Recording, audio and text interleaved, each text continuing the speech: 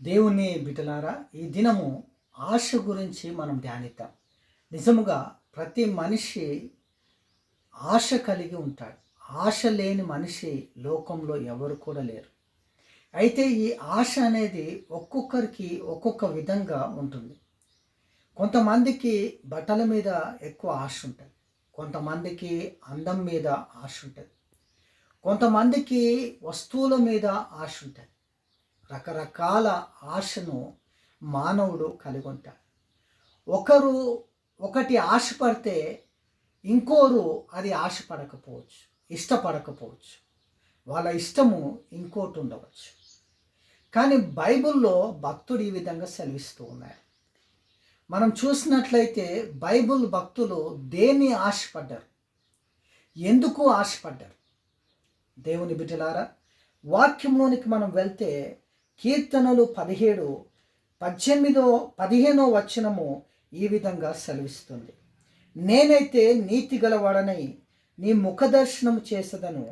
నేను మేల్కొన్నప్పుడు నీ స్వరూప దర్శనముతో నా ఆశను తీర్చుకొందును. చూడండి, ఈ భక్తుడు దేవుని ముఖదర్శనము చూడాలని ఆశపడుతూ ఉన్నాడు. తన ఆశను ఏ విధంగా తీర్చుకోవాలని అనుకుంటున్నాడంటే దేవుని ముఖమును చూసి తన ఆశను తీర్చుకోవాలని ఆశపడుతూ ఉన్నాడు. అదేవిధంగా కొరవు కుమారులు రాసిన కీర్తనలో కూడా కొరవు కుమారులు కూడా దావీదు వలనే దేవుని ఆశ కలిగి ఉన్నారు. దేవుని పట్ల ఆసక్తి కలిగి ఉన్నారు. మనం గమనించినట్లయితే కీర్తన 42 మొదటి 2 వచనాలు ఈ విధంగా సెలవిస్తూ ఉన్నాయి. దుప్పి నీటివాగుల కొరకు ఆశపడినట్లు దేవా, నీ కొరకు నా ప్రాణము ఆశపడుచున్నది. నా ప్రాణము దేవుని కొరకు తృష్ణగొనుచున్నది. జీవము గల దేవుని కొరకు తృష్ణగొనుచున్నది. దేవుని సన్నిధికి నేను ఎప్పుడు వచ్చేదను, ఆయన సన్నిధిని నేను ఎప్పుడు కనబడేదను. దేవునికి మహిమ కలుగుగాక. ఈ భక్తులు కూడా ఏమంటున్నారంటే దుప్పి నీటి కొరకు ఎంతగా ఆశపడుతుందో, ఎందుకంటే దుప్పి నీటి దగ్గరికి వెళ్తే అక్కడ అనేకమైన ప్రమాదాలు పొంచి ఉంటాయి. పులి రావచ్చు, సింహం రావచ్చు, ఇంకా క్రూరమైన జంతువులు ఆ నీటి కొరకే రావచ్చు. ఆ సమయంలో దుప్పి పోయిందంటే దేవుని బిడ్డలారా, దాని ప్రాణాలు దక్కవు. కాబట్టి అది ఎంతో ఆశగొని చివరికి ప్రాణాపాయ స్థితిలో కూడా ప్రాణంతో చెలగాటముగా నీళ్లు తాగడానికి వెళ్తూ ఉంటుంది.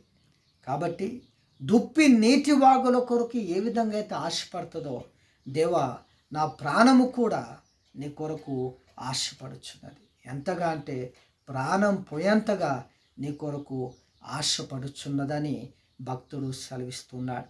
నా ప్రాణము దేవుని కొరకు తృష్ణగొనుచున్నది. జీవం గల దేవుని కొరకు తృష్ణగొనుచున్నది. దేవుని సన్నిధికి నేను ఎప్పుడు వచ్చేదను, ఆయన సన్నిధిని నేను ఎప్పుడు కనబడేదను. దేవుని బిడ్డలారా, ఆశగొన్న ప్రాణము దేవుని సన్నిధిని కోరుకుంటుంది. దేవుని సన్నిధిలో ఎల్లప్పుడూ ఉండాలని కోరుకుంటుంది. దేవుని సన్నిధికి వెళ్ళాలని కోరుకుంటుంది. కానీ ఈ దినాల్లో మనం చూసినట్లయితే అన్నిటికీ ప్రథమంగా సమయం ఇస్తారు, అన్నిటికీ ప్రాముఖ్యత ఇస్తారు. కానీ దేవుని సన్నిధికి వచ్చేసరికి అందరికంటే ఆలస్యంగా వస్తుంటారు. ఇది మంచిది కాదు. దేవుని పట్ల ఆశను కలిగి మనం ఉండాలి. దేవుని పట్ల ఆశను కలిగి మనం ఉండాలి. దేవుని సన్నిధిలో కనబడ్డానికి, దేవునికి కనబడ్డానికి వెళ్ళాలి. మనుషుల కొరకు కాదు, కానీ దేవునికి నేను కనబడాలని, దేవుని దర్శనం చూడాలని, దేవుని ముఖ దర్శనం చూడాలని మనం వెళ్ళాలి.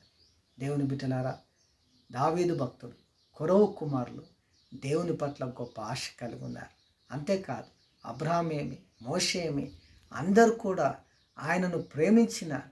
ఆయన పట్ల ప్రాణం పోయేంతగా ఆశపడినారు. ఈ లోకంలో అన్నిటినీ కూడా త్యాగం చేసుకోరు. దేవుని ఒక్కనే ఆశ కలిగి ఉన్నారు కాబట్టి వారు దీవింపబడినారు. మరి మనము కూడా దేవుని పట్ల ఆశ కలిగి ముందుకు వెళ్దాం. ఈ లోకం యొక్క ఆశ, లోకంలో ఉన్న వాటిని ప్రేమించినప్పుడు మనం దేవునికి దూరం అవుతాం, దేవునికి వైరం అవుతాం. దేవుని బిడ్డలారా, లోకం ఉన్న వాటి మీద ఆశ కాదు, కానీ దేవుని పట్ల ఆశ కలిగి ఆయన సన్నిధిని ప్రేమించినట్లయితే మనం దీవింపబడతాం. దేవుడు ఈ యొక్క మెసేజ్ని దేవుడు ప్రతి హృదయంలో ఫలింపచేయునుగాక. ఆమేన్.